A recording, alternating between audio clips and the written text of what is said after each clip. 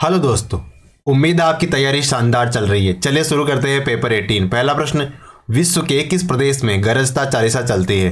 10 से 30 डिग्री दक्षिण अक्षांश में, 20 से 30 डिग्री दक्षिण में, 50 से 60 डिग्री दक्षिण अक्षांश में, या फिर 40 से 50 डिग्री दक्षिण अक्षांश में। तो इसका आंसर हो जाएगा ऑप्शन डी, 40 से 50 डिग्री दक्षिण अक्षांश में गरजता चालीसा जो हवाएं हैं, पछुआ पवनें हैं, वो चलती है। तो पछुआ पवनों का जो सर्वाधिक विस्तार हुआ है वो 40 डिग्री से 65 डिग्री दक्षिण अक्षांश में हुआ है। ठीक है, तो ये हमारे सामने जो वर्ल्ड का मैप आ गया है और उसमें देख लेते हैं ग्लोब में 40 डिग्री दक्षिण अक्षांश और उसके बाद में 60 डिग्री दक्षिण अक्षांश।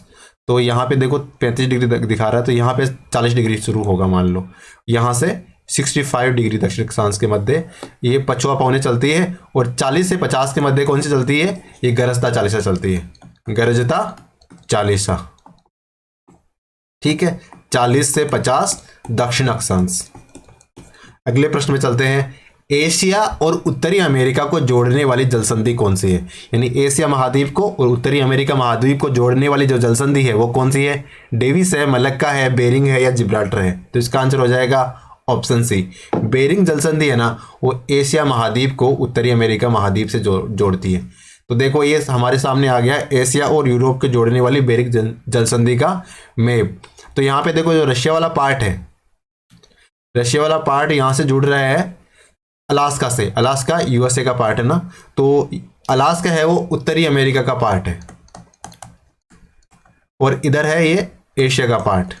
और यहाँ से जो बेरिंग स्ट्रेट है ना, ये इनको जोड़ने का कार्य कर रही है। ठीक है, अगले प्रश्न पे चलते हैं।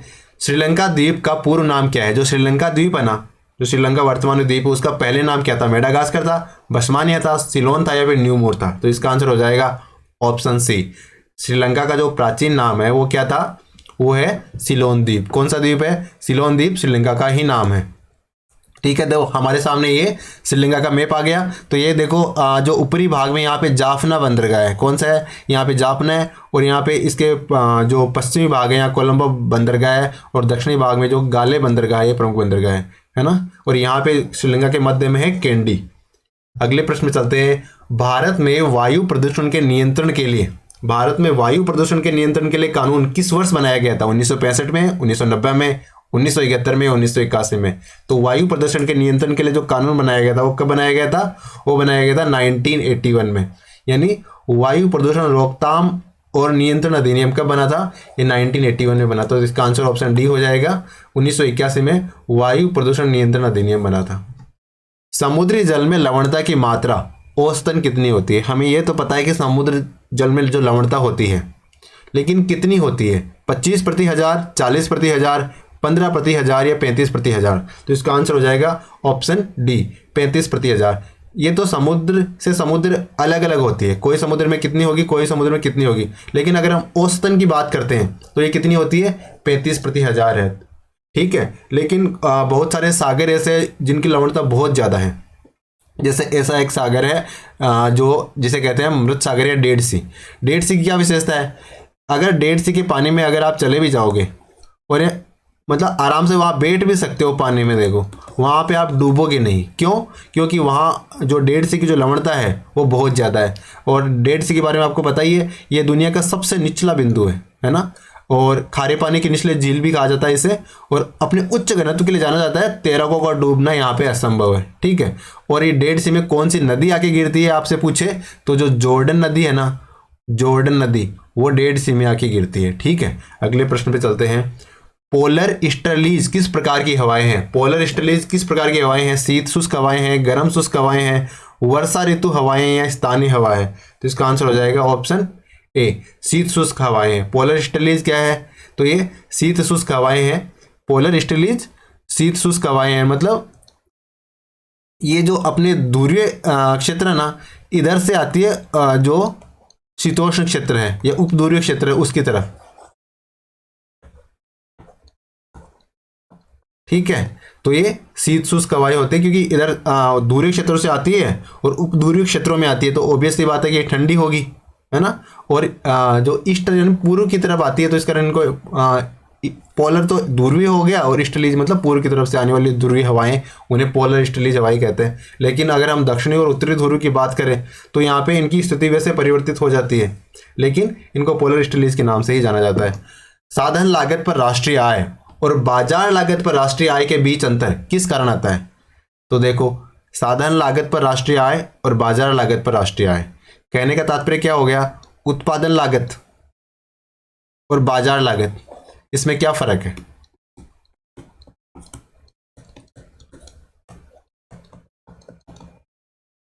क्या फर्क है इनमें? तो देखो, जो उत्पादन लागत होती है ना, तो जैसे मान लो किसी उत्पाद को कंपेयर करते हैं, तो किसी उत्पाद का बाजार मूल्य क्या होगा? जैसे मान लो कोई उत्पाद 100 रुपए का है, ठीक है।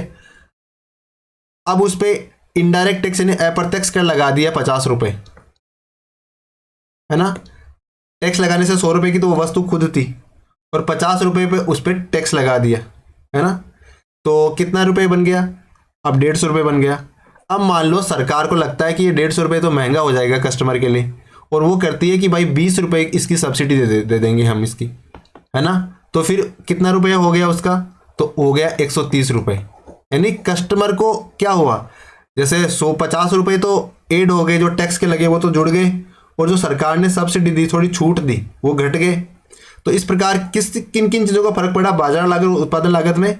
तो ये इनडायरेक्ट टैक्स का और जो सब्सिडी है उनका फर्क पड़ा। तो इसका आंसर क्या हो जाएगा? साधन लागत पर राष्ट्रीय आय और उत्पाद बाजार लागत पर राष्ट्रीय आय का जो अंतर होगा वो किस पे होगा? एक तो इनडायरेक्ट टैक्स पे होगा और एक अनुदान के कारण होगा। यानी इनडायरेक्ट टैक्स तो उसमें अगर बाजार लागत पे है तो इनडायरेक्ट टैक्स और साधन लागत पे निकालने हैं तो आपको इनडायरेक्ट टैक्स घटा देंगे और सब्सिडी जोड़ देंगे। और वहीं इसका उल्टा हो जाएगा, अगर साधन लागत पे दे रखा है और बाजार लागत पे पूछे तो इनडायरेक्ट टैक्स को जोड़ देंगे और जो सब्सिडी है उसको घटा देंगे। अगले प्रश्न पे चलते हैं। तो इसका आंसर तो ऑब्वियसली ऑप्शन ए हो जाएगा।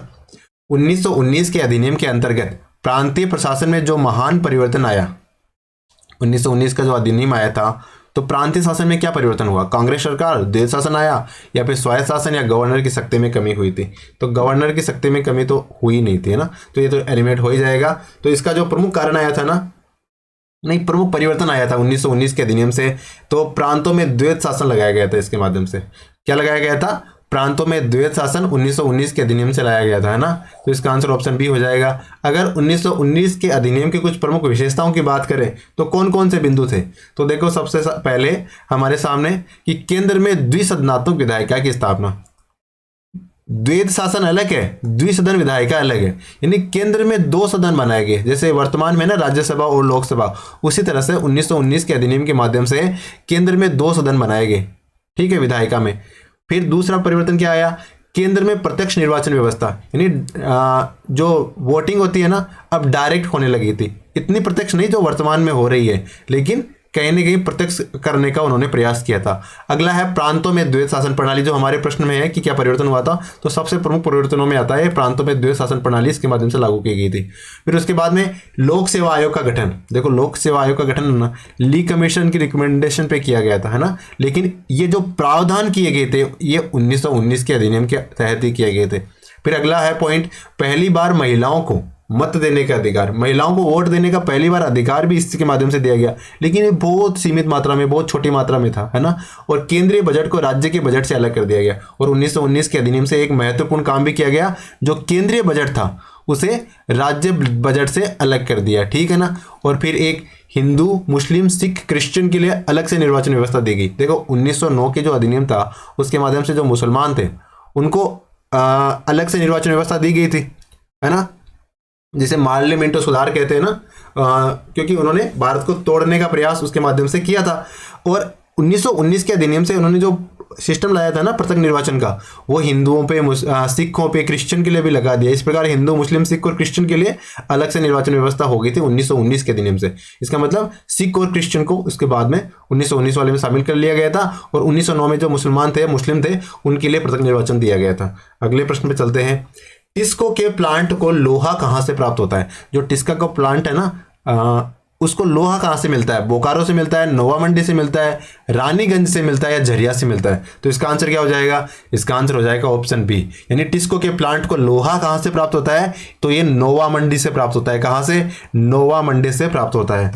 तो देखो टिस्को की स्थापना आप सबको पता ही है, कब हुई थी? 1907 में टिस्को की स्थापना हुई थी। और इसके जो कारखाने कहाँ पे है? तो ये जमशेदपुर में। कहाँ पे? जमशेदपुर में। अगले प्रश्न पे चलते हैं। कौन सा बिंदु नेहरू की विदेश नीति में समाहित नहीं है? यानी इनमें से जो बिंदु दे रखे हैं, कौन सा बिंदु है जो नेहरू जी ने विदेश नीति में शामिल नहीं किए थे? कठिन संघर्ष से प्राप्त संप्रभुता को बचाए रखना। देखो नेहरू जी को पता था कि हमने संप्रभुता बहुत मेहनत से, बहुत सारे बलिदान देके कमाई है, तो इस संप्रभुता को कैसे भी करके बचाए रखना, तो ये उनकी विदेश नीति में शामिल था, बिल्कुल था। क्षेत्रीय अखंडता को बनाए रखना, एक जो भारत की जो अखंडता है इसको बनाए रखना भी उनकी विदेश नीति में शामिल था, ये भी बिल्कुल था। और तेज रफ्तार से आर्थिक विकास करना, यानी नेहरू जी ने बहुत ऐसे प्रयास किए थे ताकि देश का जो आर्थिक विकास है, जो कई सैकड़ों सालों से रुका हुआ था, उसको गति देना था, तो ये भी बिल्कुल है। लेकिन धनी देशों से सशर्त वित्तीय सहायता लेना, ये नेहरू जी की विदेश नीति में शामिल नहीं था। यानी नेहरू जी ने विदेशी लोगों से सहायता, वित्तीय सहायता ली विदेशी देशों से, लेकिन उन्होंने सशर्त नहीं ली। उनको उनके लिए भारतीय मार्केट उन्होंने ओपन नहीं किया, या फिर इन्होंने ऐसा नहीं कहा कि हम आपके लिए ये कर देंगे। उन्होंने एक निश्चित टाइम पे लिए, लेकिन वो ऐसा शर्त नहीं मान्य करी जो भारत पे वो हावी हो सके। तो इस प्रकार ये ऑप्शन डी एलिमिनेट हो जाएगा और विदेश नीति में शामिल नहीं है, तो यही हो जाएगा, ऑप्शन डी हो जाएगा। अगला प्रश्न है, हमें दो बिंदु पढ़ने हैं और उनमें बताना है कि कौन सा सत्य है और कौन सा असत्य है, दोनों सत्य है। तो उत्तर भारत की जो अधिकांश नदियां हैं वो हिमालय पर्वत से निकलती है, तो ये तो सत्य बात है, क्योंकि उत्तर भारत की जो अधिकतम नदियां जैसे गंगा, ब्रह्मपुत्र हो गई, यमुना हो गई, तो ये हिमालय पर्वत से ही निकलती है। और हिमालय से निकलने वाली नदियां नित्यवाही होती है, तो ये दूसरा कथन भी सही है। पहला प्रश्न में देखो क्या कह रहा है, पहले पॉइंट में क्या कह रहा है कि अधिकांश नदियां, ये सारी नदियों के लिए नहीं कह रहा, तो अधिकांश नदियां हिमालय से निकलती है, तो ये सही हो जाता है, बिल्कुल हो जाता है। और दूसरा कह रहा है कि हिमालय से निकलने वाली नदियां नित्यवाही होती है, तो हिमालय से जो नदियां निकलती है वो ग्लेशियर से निकलती है, और जब बरसात नहीं भी होती उस समय भी जो ग्लेशियर पिघलते रहते हैं और उनके माध्यम से पानी नदियों को प्राप्त होता रहता है, तो वो नित्यवाही बनी रहती है। तो इस प्रकार दूसरा कथन भी सही हो जाता है। तो इस प्रकार इसका आंसर क्या हो जाएगा? 1 और 2 दोनों कथन सही है ना, ऑप्शन बी इसका आंसर हो जाएगा। अगले प्रश्न में चलते हैं। भारत के राष्ट्रपति के निर्वाचक मंडल में शामिल है, यानी राष्ट्रपति का चुनाव में जो वोट देने वाले वो कौन कौन होते हैं? लोकसभा के सदस्य होते हैं, राज्यसभा के सदस्य होते हैं, या विधानसभा के सदस्य होते हैं, या फिर लोकसभा, राज्यसभा या विधानसभाओं के निर्वाचित सदस्य होते हैं। तो इसका आंसर क्या हो जाएगा? तो भारत के राष्ट्रपति का जो निर्वाचन होता है ना, उसके निर्वाचक मंडल में कौन कौन शामिल होते हैं? तो लोकसभा के सदस्य बिल्कुल होते हैं, कैसे सदस्य? जो निर्वाचित हो। फिर राज्यसभा के निर्वाचित सदस्य ये भी होते हैं, और विधानसभाओं के निर्वाचित सदस्य भी शामिल होते हैं। और इसमें दिल्ली और पुडुचेरी की जो केंद्र शासित प्रदेशों की विधानसभा है ना, वहाँ के निर्वाचित सदस्य भी इसमें शामिल होते हैं। इस प्रकार इसका आंसर क्या हो जाएगा? ऑप्शन डी हो जाएगा।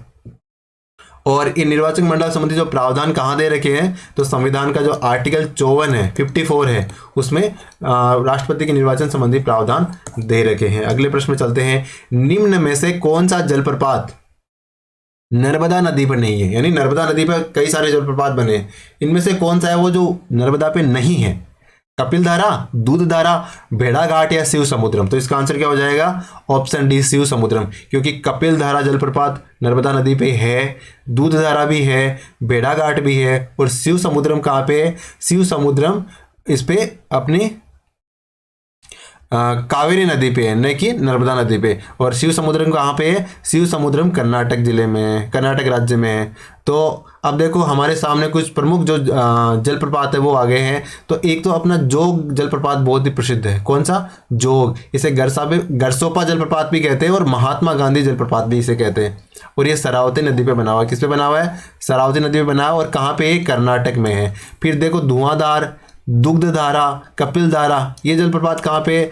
धुआंधार अभी देखो आया ना हमारे सामने, धुआंधार, दुग्धधारा, कपिलधारा, भेड़ाघाट, ये नर्मदा नदी पे है। और ये ज़्यादातर जलप्रपात कहाँ पे है? ये मध्य प्रदेश में। कहाँ पे? एमपी में है। फिर देखो डुडुमा जलप्रपात, ये कहाँ पे? ये मचकुंड में है। मचकुंड कहाँ पड़ता है? ओडिशा में पड़ता है। फिर चित्रकूट जलप्रपात, ये इंद्रावती नदी पे और ये राजस्थान में पड़ता है। हुंड्रू जलप्रपात है, ये स्वर्णरेखा नदी पे, हुंडरू, हुंडरू जलप्रपात कहाँ पे है? स्वर्णरेखा नदी पे, और कहाँ पे है? झारखंड जिले में। अगला है गोकाक जलप्रपात, ये घाटप्रभा नदी पे है और कर्नाटक में है। चूलिया जलप्रपात अपना राजस्थान में है, चंबल नदी पे है और राजस्थान में है। दूध सागर जलप्रपात मांडवी नदी पे, ये है दूध धारा जलप्रपात जो नर्मदा नदी पे है। नर्मदा वाला दूध धारा है, और जो मांडवी नदी पे है वो है दूध सागर, दूध का सागर मांडवी नदी पे। और मांडवी नदी कहाँ बहती है? ये मुख्यतः गोवा में बहती है। और चाचाई जलप्रपात कहाँ पे है? ये बीहड़ नदी पे है और ये मध्य प्रदेश में है। और शिव समुद्रम तो आप हमने पहले ही पढ़ा कि ये कावेरी नदी पे है और कर्नाटक राज्य में है ना। अगले प्रश्न पे चलते हैं। सतपुड़ा से श्रेणी की, सतपुड़ा पर्वत रेंज है ना, उसकी सबसे ऊंची चोटी कौन सी है? धूपगढ़ है, मलमगिरी है, शिवालिक है या महेंद्रगढ़ है? तो इसका आंसर हो जाएगा सतपुड़ा पर्वत श्रेणी की सबसे ऊंची चोटी कौन सी है? धूपगढ़। धूपगढ़ चोटी है ना, वो सतपुड़ा रेंज की सबसे ऊंची चोटी है। तो ये हमारे सामने जो सतपुड़ा रेंज है उसकी कुछ पहाड़ियाँ आ गई है, कुछ श्रेणियाँ आ गई है। इसमें देखो, एक तो राजपीपला की पहाड़ी शामिल है, एक ग्वालीगढ़ की पहाड़ियाँ शामिल है, महादेव की पहाड़ियाँ भी शामिल है और मैकाली की पहाड़ियाँ भी शामिल है। और ये सारी पहाड़ियाँ किसके शामिल है? ये सतपुड़ा श्रेणी में, सतपुड़ा रेंज में आ जाती है। किस में आ जाती है? सतपुड़ा रेंज में आ जाती है। ठीक है, अगले प्रश्न पे चलते हैं। हिमालय को प्रादेशिक आधार पर कितने भागों में बांटा गया है? यानी हिमालय का विभाजन करना हो और प्रादेशिक आधार पर करना हो तो कितने भाग बनाए गए? 6, 4, 5 या 8? तो इसका आंसर हो जाएगा ऑप्शन बी, 4 भाग। यानी हिमालय को हमने 4 भागों में बांटा है। कौन कौन से भाग में बांटा है? तो देखो, सबसे पहले कहा है हमने इसे कश्मीर हिमालय, कश्मीर के बाद में हमने इसे कुमाऊं हिमालय कहा है, एक नेपाल हिमालय कहा है, और इसके बाद में जो असम हिमालय का है। इस प्रकार हमने इसे कितने भागों में बांटा है? 4 भागों में बांटने का प्रयास किया। अगले प्रश्न पे चलते हैं। जेट स्ट्रीम क्या है? तो वाताग्र है, चक्रवात है, प्रतिचक्रवात है या उच्च स्तरीय वायु संचरण है? तो जेट स्ट्रीम क्या है? जेट स्ट्रीम उच्च स्तरीय वायु संचरण है जो क्षोभ मंडल में चलते हैं। कहाँ चलते हैं? क्षोभ मंडल में चलते हैं। अगले प्रश्न पे चलते हैं। निम्न में से कौन सुमेलित नहीं है? शिव समुद्रम जलप्रपात कावेरी नदी, चूलिया जलप्रपात चंबल नदी, जोग प्रपात कृष्णा नदी या धुआंधार प्रपात नर्मदा नदी? तो हमने पहले ही पढ़ा है कि अभी थोड़ी देर पहले हमने पढ़े हैं इनको। तो इसका आंसर क्या हो जाएगा? जो जोग जलप्रपात है ना, वो कहाँ पे है? वो कृष्णा नदी पे है। कृष्णा नदी पे नहीं है, सुमेलित नहीं, ये पूछा था ना। तो जोग ये शरावती नदी पे, किस नदी पे है? शरावती नदी पे है। और शरावती नदी कहाँ पे पड़ती है? ये कर्नाटक राज्य में है। और चौड़ाई की दृष्टि से ये भारत का सबसे बड़ा जलप्रपात है। कौन सा? जोग है ना, चौड़ाई की दृष्टि से सबसे बड़ा है ना। और शरावती नदी पे है, और शरावती नदी, और ये जलप्रपात है किस राज्य में? तो ये कर्नाटक राज्य में। ठीक है, किस राज्य में? कर्नाटक में। बाकी शिव समुद्रम पर जलप्रपात कावेरी नदी पे बिल्कुल सही है। चूलिया जलप्रपात चंबल नदी अपने राजस्थान में बिल्कुल सही है। और धुआंधार जलप्रपात हमने पढ़ाई, ये नर्मदा नदी पे है ना। तो इस प्रकार इसका आंसर जो सुमेलित नहीं है बताना था, तो जोग जलप्रपात कृष्णा नदी पे नहीं है, जबकि ये शरावती नदी पे। तो इसका आंसर क्या हो जाएगा? ऑप्शन सी हो जाएगा।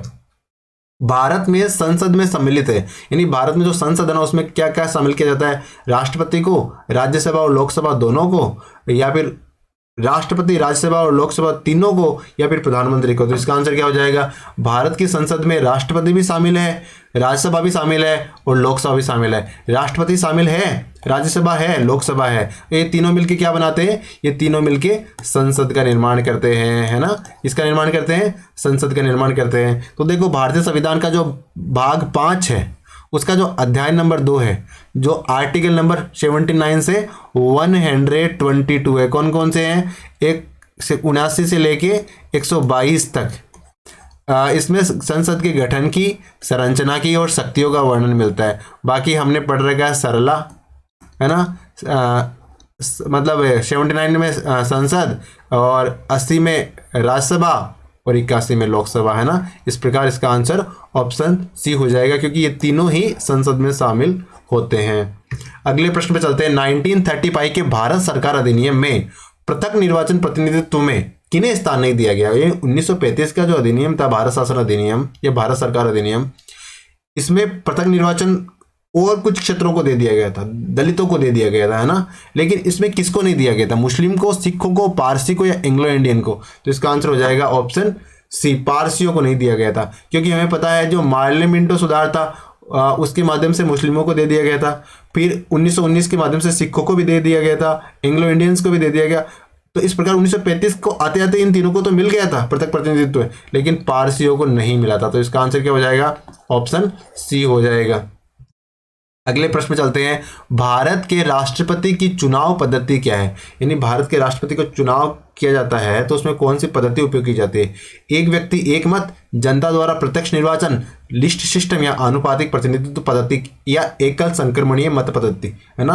तो कौन सा सिस्टम हमको पता है कि जो आनुपातिक प्रतिनिधित्व प्रणाली का उपयोग करते हुए एकल संक्रमणीय मत पद्धति का उपयोग किया जाता है भारत के राष्ट्रपति का चुनाव करते हुए। तो इसका आंसर ऑप्शन डी हो जाएगा। क्या हो जाएगा? ऑप्शन डी हो जाएगा। इसमें क्या होता है कि जो उम्मीदवार होते हैं ना, तो जैसे 5 उम्मीदवार खड़े हैं, 1 2 3 4 5, तो आपको क्या होता है, किसी एक को वोट देना नहीं होता।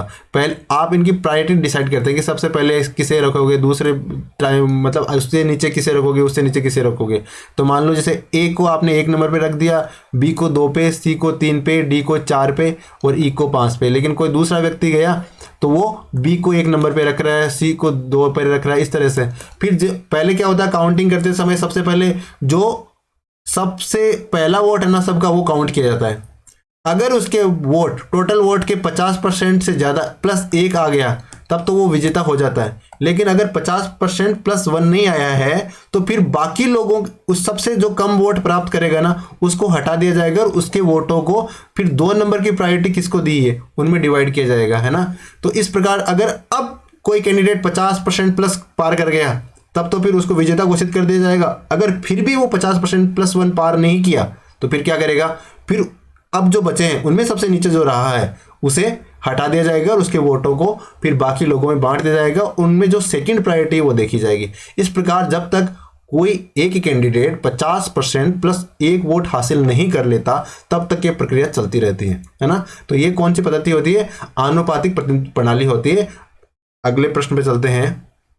काम करने का अधिकार भारतीय संविधान के कौन से राज्य नीति निर्देशक सिद्धांतों के अनुच्छेद में अपने आधार को प्राप्त करता है? यानी जो काम करने का अधिकार है ना, वो कौन से आर्टिकल है ना नीति निर्देशक तत्वों में, उसमें बताया गया है। 40 में, 41 में, 42 में, 43 में। तो इसका आंसर क्या हो जाएगा? इसका आंसर हो जाएगा ऑप्शन बी, आर्टिकल 41। तो उसमें जो आर्टिकल 41 में क्या कहा गया है कि जो अक्षम लोग हैं, यानी जो मतलब जिनको कार्य नहीं मिला है और जो सक्षम नहीं है, तो उन लोगों को सरकार रोजगार प्रोवाइड कराएगी, है ना, ताकि वो जीविकोपार्जन कर सके। तो इस प्रकार इसका भी मतलब अल्टीमेटली यही निकलता है कि अगर कोई व्यक्ति के पास काम नहीं है और वो रोजी रोटी या जीवन चलाने के लिए उसे पैसे की आवश्यकता है, तो उसे रोजगार चाहिए, तो सरकार का दायित्व होगा कि वो रोजगार की व्यवस्था करे। वो उसका अधिकार नहीं है क्योंकि ये नीति निर्देशक तत्वों में शामिल है, न कि मूल अधिकारों में। लेकिन सरकार ऐसी व्यवस्था करेगी तभी फिर से वो सरकार में रह पाएंगे, अन्यथा आने वाले समय में उनको सत्ता से बेदखल कर दिया जाएगा। तो इस प्रकार इसका आंसर क्या होगा? ऑप्शन बी हो जाएगा, क्योंकि यहाँ पे क्या है, जनतंत्र, और जनतंत्र में एक शासन लगातार बना नहीं रह सकता अगर वो जनता के हिसाब से कार्य नहीं करता है। तो अगले प्रश्न पे चलते हैं। तो देखो बाकी अनुच्छेद किस बारे में बात करते हैं ये भी देख लेते हैं। तो आर्टिकल 40 का तो आपको पता ही है, ग्राम पंचायतों के बारे में बात करता है। फिर आर्टिकल 42 प्रसूति सहायता के बारे में बात करता है। और आर्टिकल 43 ये गांधी जी का जो थे ना सिद्धांत, कुटीर उद्योगों को प्रोत्साहित करना, तो गांधीवादी सिद्धांत में आता है। और इस प्रकार आर्टिकल 43 का संबंध कुटीर उद्योगों से है। अगले प्रश्न में चलते हैं। भारतीय संविधान की कौन सी अनुसूची दल बदल विरोधी कानून से संबंधित है? यानी भारत के संविधान की अनुसूचियां हैं, उनमें से कौन सी अनुसूची है वो दल बदल से संबंधित है? चौथी, 5वीं, 10वीं या 12वीं? तो इसका आंसर क्या हो जाएगा? इसका आंसर हो जाएगा ऑप्शन सी, जो 10वीं अनुसूची है ना वो दल बदल से संबंधित है। और दल बदल के बारे में पता ही है, 52वें संविधान संशोधन के माध्यम से इंट्रोड्यूस किया गया था। और 2003 में जो 10वीं अनुसूची है उसमें मॉडिफिकेशन किया गया। कब किया गया? 2003 में 10वीं अनुसूची में मॉडिफिकेशन किया गया। और वो कौन से संविधान संशोधन के माध्यम से किया गया था? तो 91वें संविधान संशोधन के माध्यम से। तो दल बदल वाली अनुसूची है, 10वीं अनुसूची है, उसमें मॉडिफिकेशन किया गया था। वैसे दल बदल वाला कॉन्सेप्ट 52वें संविधान संशोधन के माध्यम से लाया गया था। अगले प्रश्न चलते हैं। निम्न में से कौन सी विशेषता संघात्मक स्वरूप का समर्थन नहीं करती? यानी संघात्मक स्वरूप का समर्थन नहीं करती। तो शक्तियों का विभाजन, संघात्मक स्वरूप क्या होता है? यानी एक केंद्र होगा और जैसे एक स्टेट हो गया, एक राज्य हो गया, राज्य का मतलब देश, और उसको अलग अलग कई भागों में बांट दिया, है ना। और अब इन भागों के पास भी पावर है, जैसे इस होलिस्टिक एरिया के पास पावर होगी, इस पे जो भी सरकार राज करेगी उसके पास पावर होगी, इसके पास तो पावर होगी, लेकिन कुछ पावर जो इन डिवाइड पार्ट्स है ना, इनके पास भी होगी अलग से। तो इस प्रकार के कॉन्सेप्ट को कहते हैं संघात्मक शासन, है ना। तो अब कह रहा है कि इसमें इस प्रकार की विशेषता में भारत वाले संविधान की कौन सी विशेषता नहीं है। तो इसमें क्या होता है, शक्तियों को विभाजन होता है केंद्र और राज्य के बीच में। तो सही बात है, ये संघात्मक विशेषता होती है, बिल्कुल होती है। एक इसमें लिखित संविधान होता है, क्योंकि संघ कैसे बनता है, कई सारे अलग अलग जो क्षेत्र है वो सारे मिलके एक जगह आते हैं और कहते हैं कि हम एक यूनियन बना लेते हैं, और उसके माध्यम से हम कुछ मामले यूनियन के थ्रू देखेंगे, बाकी हम बहुत सारे मामले हम इंडिविजुअल भी देखेंगे। तो अगर कोई लिखित संविधान नहीं होगा तो कायोस फैलना वहां पे स्वाभाविक है, तो इस कारण एक लिखित संविधान होना चाहिए। तो ये भी सही बात है, तो संघात्मक की विशेषता है, बिल्कुल है। एक न्यायिक पुनरावलोकन, अगर कोई राज्य फैसला देता है तो उसके खिलाफ उससे आगे वाली अदालत उसके बारे में सुन सकती है कि फैसला सही दिया है, गलत दिया है। और दूसरी बात यह है कि अगर कोई अदालत ने या न्यायालय ने कोई ऐसा फैसला दिया है और आगे जाके उसी को लगता है कि उसमें परिवर्तन की आवश्यकता है, तो वो ऐसा कर सकती है। तो ये न्यायिक पुनरावलोकन का कॉन्सेप्ट है, ये भी संघात्मक स्वरूप की विशेषता है। लेकिन एकल नागरिकता का तात्पर्य हो गया कि पूरे देश की नागरिकता एक ही होगी, चाहे आप कहीं से भी बिलोंग करते हो इस एरिया विशेष से। तो जैसे अमेरिका की बात करते हैं तो वहाँ पे आपको अमेरिका की नागरिकता अलग लेनी पड़ेगी, और वहाँ पे जैसे 50 स्टेट्स है, तो आप किसी भी स्टेट में रहते हो तो वहाँ की नागरिकता आपको अलग से लेनी पड़ेगी। तो ये संघात्मक स्वरूप की विशेषता है। लेकिन अगर पूरे देश की एक ही नागरिकता होगी, बाकी आप कहीं भी रहो कोई फर्क नहीं पड़ता, तो ये एकात्मक स्वरूप की विशेषता है, ना कि संघात्मक की। जिस प्रकार ब्रिटेन में एकात्मक शासन चलता है, तो इस प्रकार इसका आंसर क्या हो जाएगा, संघात्मक स्वरूप की विशेषता कौन सा नहीं है, तो हमारे तो एकल नागरिकता है, तो इसका आंसर ऑप्शन डी हो जाएगा। अगले प्रश्न में चलते हैं। शिक्षा किस सूची का विषय है? शिक्षा है ना, वो किस सूची का विषय है? संघ सूची का, समवर्ती सूची का, राज्य सूची का, या इनमें से किसी का नहीं? तो इसका आंसर हो जाएगा ऑप्शन बी, समवर्ती सूची का। शिक्षा कौन सी सूची का विषय है? शिक्षा राज्य सूची का, समवर्ती सूची का विषय है। जैसे समवर्ती सूची में क्या होता है, समवर्ती सूची की जो विषय है उन पे कानून बनाने का अधिकार केंद्र को भी होता है और राज्य को भी होता है। ठीक है, केंद्र के पास भी पावर होता है और राज्य के पास भी पावर होता है। ठीक है, ये भी कानून बना सकते हैं, ये भी बना सकते हैं। लेकिन मान लीजिए कि केंद्र ने कानून बना दिया, अब राज्य ने कानून बना दिया, और ये कानून एक दूसरे से कॉन्ट्रा कर रहे हैं, तो उस परिस्थिति में जो कानून को ज़्यादा प्रभावी माना जाएगा तो वो केंद्र वाला कानून प्रभावी माना जाएगा, है ना। तो इसका आंसर क्या हो गया, शिक्षा किस सूची का विषय है, तो ये समवर्ती सूची का विषय है। अंतर्राष्ट्रीय शांति को बढ़ावा देने वाले निर्देशक तत्वों का उल्लेख संविधान के किस अनुच्छेद में है? अंतर्राष्ट्रीय शांति को बढ़ावा देना और उनसे संबंधित कौन सा नीति निर्देशक तत्व है? 40, 49, 50 या 51? तो इसका आंसर हो जाएगा जो आर्टिकल 51 है ना, नीति निर्देशक तत्वों का अंतिम अनुच्छेद, है ना। तो वो कौन सा है? आर्टिकल 51 है। उसके बाद तो मूल कर्तव्य आ जाते हैं 51A में। तो इसका आंसर क्या हो जाएगा 51, अंतर्राष्ट्रीय शांति और सुरक्षा को बढ़ावा देने वाला है आर्टिकल 51, है ना। और आर्टिकल 49 में राष्ट्रीय महत्व की जो स्मारक है उनको संरक्षण देने से संबंधित अनुच्छेद है। राष्ट्रीय महत्व की स्मारक के स्मारक, ये आर्टिकल 49 इससे संबंधित है। अगले प्रश्न में चलते हैं। निर्यात तत्परता सूचकांक जारी किया जाता है। जो निर्यात तत्परता सूचकांक है ना, वो कौन जारी करता है? नीति आयोग जारी करता है, आरबीआई जारी करता है, सेबी जारी करता है, या एचडीएफसी जारी करता है? तो इसका आंसर क्या हो जाएगा, निर्यात तत्परता सूचकांक नीति आयोग द्वारा जारी किया जाता है। किसके द्वारा? नीति आयोग के द्वारा जारी किया जाता है। अगला प्रश्न है, हिमालय पर्वत की 2 श्रेणियां जिनके मध्य से सिंधु नदी प्रवाहित होती है, यानी हिमालय पर्वत की कौन सी 2 श्रेणियां हैं जिनके बीच से सिंधु नदी निकलती है? पीर पंजाल और धौलाधार, पीर पंजाल और शिवालिक, लद्दाख और पीर पंजाल, या लद्दाख और जांस्कर? तो इसका आंसर हो जाएगा जो सिंधु नदी निकलती है ना, वो लद्दाख पर्वत श्रेणी और जंस्कार पर्वत श्रेणी के मध्य से निकलती है। किसके? लद्दाख और जंस्कार पर्वत श्रेणी से। और ये देखो जो अपनी इंडस वैली है, जो सिंधु घाटी है, सिंधु घाटी या सिंधु नदी है, ये यहाँ से निकलती है तिब्बत से, और इसके बाद में इसकी जो सहायक नदी है रावी, व्यास, चिनाब, झेलम और सतलुज ये आके पंचनद है ना, ये यहाँ पे पाकिस्तान में मिल जाती है इसमें। अगले प्रश्न में चलते हैं। भारत का पहला राज्य जिसने भारत में बाढ़ जोखिम वाले क्षेत्रों के लिए एटलस जारी किया, यानी भारत का वो कौन सा राज्य है जिसने जो बाढ़ आता है ना उस राज्य में कहीं भी, तो उसके लिए एटलस जारी कर दिया कि इन एरिया में बाढ़ आने की संभावना ज़्यादा है। इस प्रकार करने वाला पहला राज्य कौन सा है? एचपी है, पंजाब है, बिहार या असम है। तो इसका आंसर क्या हो जाएगा? जो असम राज्य है ना उसने बाढ़ जोखिम क्षेत्रों के लिए एटलस जारी किया है। किसने? असम राज्य ने किया है। बाढ़ जोखिम क्षेत्रों के लिए एटलस जारी किया किसने किया है? असम राज्य ने किया है। अगला प्रश्न है, दक्षिण अमेरिका का चौड़ा वृक्ष रहित घास का मैदान कहलाता है। ये दक्षिण अमेरिका है उसमें घास का मैदान है, कौन सा है? स्टेपी, पंपास, सवाना या रूर? तो इसका आंसर हो जाएगा ऑप्शन बी, जो पंपास है ना वो दक्षिण अमेरिका का वृक्ष रहित घास का मैदान है। अगले प्रश्न में चलते हैं। सकल कर राजस्व में सर्वाधिक योगदान किसका है? यानी टोटल टैक्स से कलेक्शन होता है भारत सरकार का, ठीक है, उसमें सबसे ज्यादा रेवेन्यू कहाँ से आता है? कौन से टैक्स से आता है? जीएसटी से आता है, निगम कर से आता है, सीमा शुल्क से आता है या केंद्रीय उत्पाद शुल्क से आता है? तो इसका आंसर क्या होगा? इसका आंसर होगा ऑप्शन ए, जीएसटी से। क्यों? तो देखें इसको समझते हैं। जितने भी टैक्स से रेवेन्यू होता है सरकार को उसका 29% हमें किससे आता है? ये आता है अपने जीएसटी से। किससे आता है? जीएसटी से। उसके बाद 25% किससे आता है? ये आता है निगम कर से, कॉर्पोरेशन टैक्स से, जो कंपनियों पे टैक्स लगता है ना उससे आता है। फिर सीमा शुल्क से कितना आता है? 6% सीमा शुल्क से आता है। और जो उत्पाद शुल्क है उससे कितना आता है? 15% उत्पाद शुल्क से आता है, ठीक है। तो इसका आंसर क्या हो जाएगा? सबसे ज्यादा योगदान किसका है? तो इस प्रकार जो जीएसटी है ना, गुड्स एंड सर्विस टैक्स, इसका सबसे बड़ा योगदान है। 29% राजस्व टोटल करों का वो जीएसटी से ही सरकार को मिल जाता है। अगले प्रश्न में चलते हैं। 15वें वित्त आयोग के अध्यक्ष कौन है? जो 15वां वित्त आयोग है इसके अध्यक्ष कौन है? एनके सिंह, गोपाल सिंह, रामदेव सिंह या सरोज मेहता?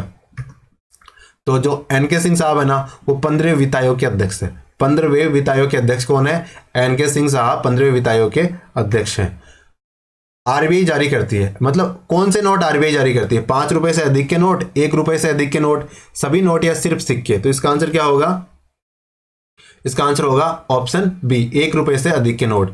यानी जो 2 रुपए, 5 रुपए, 10 रुपए, 20 रुपए, 50 रुपए, 100 रुपए, 200 रुपए, 500 रुपए और 2000 रुपए के नोट, ये नोट कौन जारी करती है? ये आरबीआई जारी करती है ना। और इस पे सिग्नेचर किसके होते हैं? इस पे सिग्नेचर होते हैं आरबीआई के जो गवर्नर होते हैं ना उनके सिग्नेचर होते हैं, ठीक है। बाकी 1 रुपए का नोट भारत सरकार द्वारा जारी किया जाता है और जो वित्त सचिव होता है, वित्त सचिव, उनके हस्ताक्षर 1 रुपए के नोट पे होते हैं, बाकी तो सिक्के होते हैं।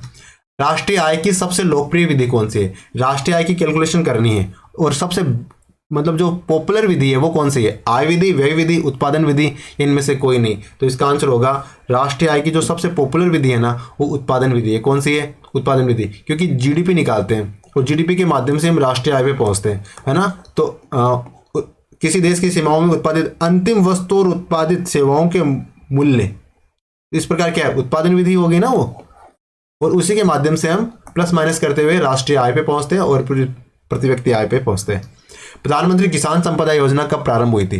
प्रधानमंत्री किसान संपदा योजना कब प्रारंभ हुई? 2015 में, 16 में, 17 में या 18 में? तो इसका आंसर है ऑप्शन डी, यानी प्रधानमंत्री किसान संपदा योजना 2018 में शुरू हुई थी। कब शुरू हुई? 2018 में शुरू हुई थी, ठीक है। अगले प्रश्न में चलते हैं। गोल्डन फाइबर क्रांति का संबंध किससे है? गोल्डन फाइबर क्रांति का संबंध किससे है? रेशम उत्पादन से, जूट उत्पादन से, कपास उत्पादन से या सोना उत्पादन से?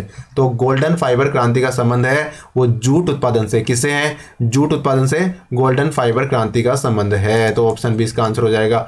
भारत का पहला सूती वस्त्र उद्योग कहाँ स्थापित किया गया? भारत का पहला सूती वस्त्र उद्योग है ना वो कहाँ स्थापित किया गया? पटना में, मुंबई में, चेन्नई में या फोर्ट ग्लास्टर में? तो इसका आंसर क्या होगा?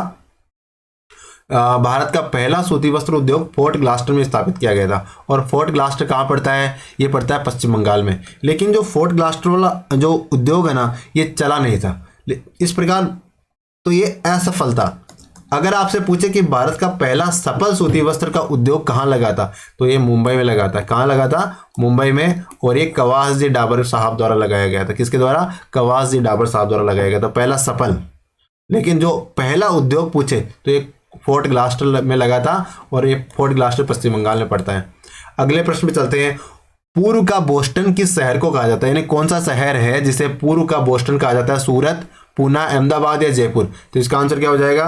पूर्व का बोस्टन किस शहर को कहते हैं? तो जो अहमदाबाद है ना, इसे पूर्व का बोस्टन कहते हैं। किसे? अहमदाबाद को पूर्व का बोस्टन कहा जाता है। सूक्ष्म उद्योग की कैटेगरी के लिए इन्वेस्टमेंट और टर्नओवर की क्रमशः लिमिट कितनी है? यानी कोई उद्योग है, वो किस लिमिट तक सूक्ष्म उद्योग की श्रेणी में आएगा?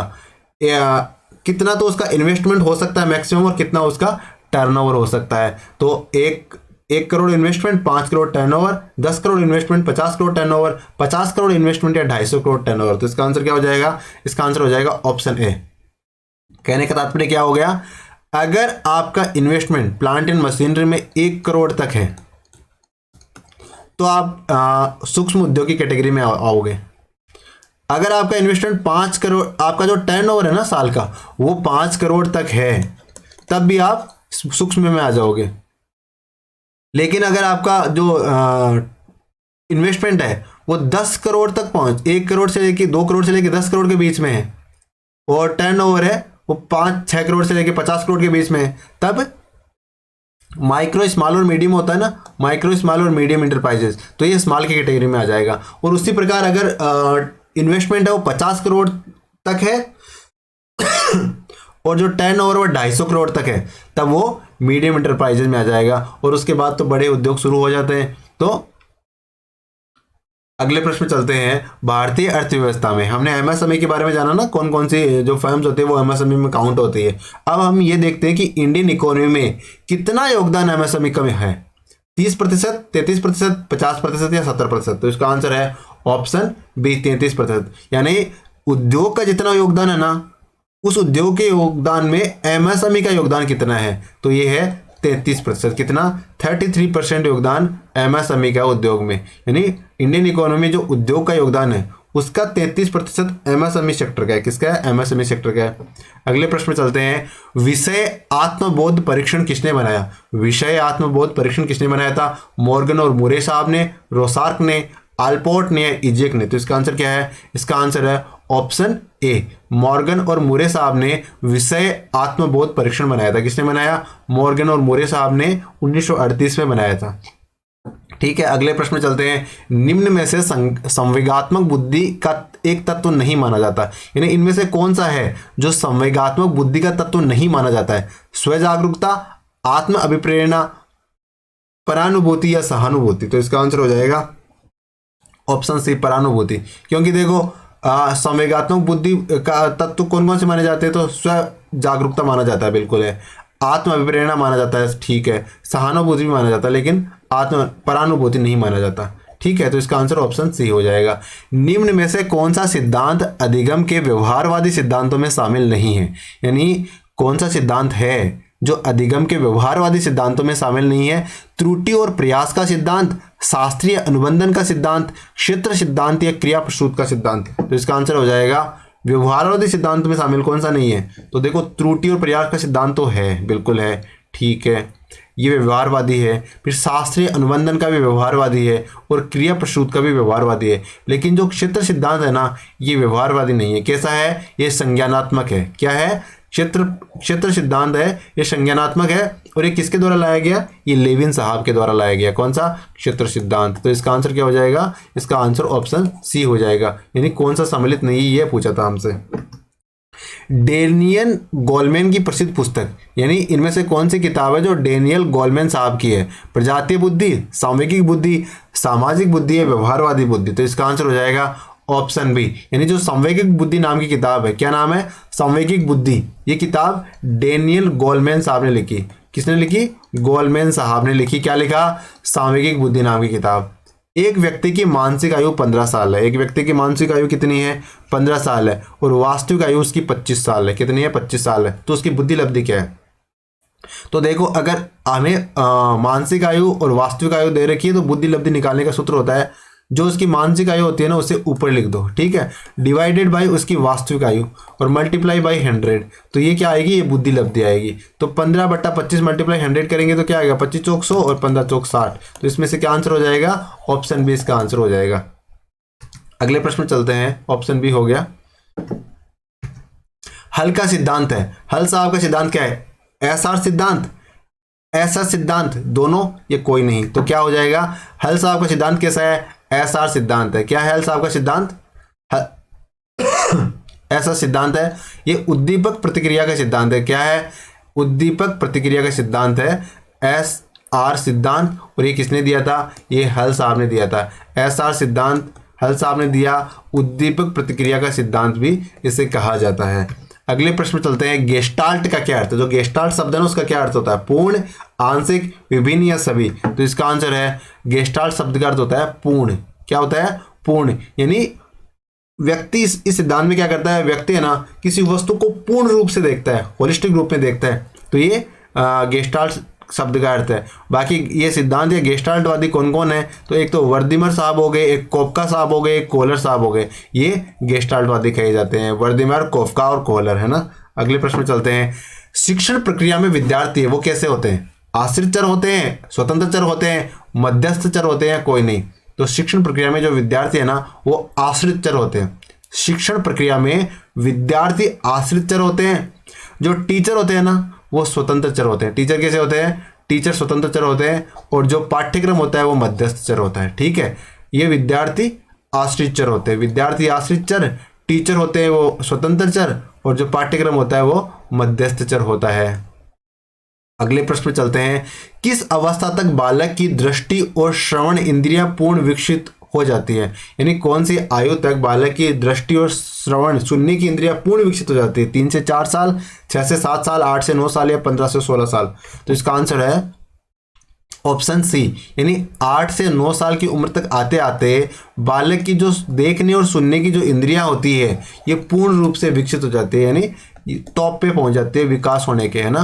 कब, 8 से 9 साल की उम्र तक। और आज के वीडियो का अंतिम प्रश्न है, मानव विकास की पहली अवस्था होती है। मानव विकास की पहली अवस्था कहाँ से शुरू होती है, शैशवावस्था, बाल्यावस्था, किशोरावस्था या गर्भावस्था। तो इसका आंसर क्या है, मानव विकास की जो पहली अवस्था होती है वो होती है गर्भावस्था। कौन सी अवस्था, गर्भावस्था से ही मानव विकास शुरू हो जाता है। तो इस प्रकार ये मानव विकास की पहली अवस्था है। ठीक है, तो इसका आंसर ऑप्शन डी हो जाएगा। इस प्रकार आज का वीडियो हमने कंप्लीट कर लिया है। उम्मीद है आपको हमारी ये सीरीज पसंद आ रही है। अगर पसंद आ रही है तो अपने दोस्तों के साथ शेयर करो, चैनल को सब्सक्राइब करो और टेलीग्राम ग्रुप को भी ज्वाइन कर लो। ठीक है ना, वहाँ पे आपको जो 40 डेज टेस्ट बिट्स है मुलान के वो आपको मिल जाएंगे और जिन्हें आप पढ़ सकते हो, जो आपके करंट अफेयर के 10 प्रश्न करने में उपयोगी साबित हो सकते हैं, है ना। क्योंकि हमने महत्वपूर्ण फैक्ट्स को शामिल करने की कोशिश की, क्योंकि करंट अफेयर तो कंप्लीट तो कभी हो ही नहीं सकता, लेकिन अधिकतम नंबर प्राप्त करने का प्रयास कर सकते हैं। तो ये 1-2 नंबर बढ़ाने में आपकी मदद करेंगे ही करेंगे।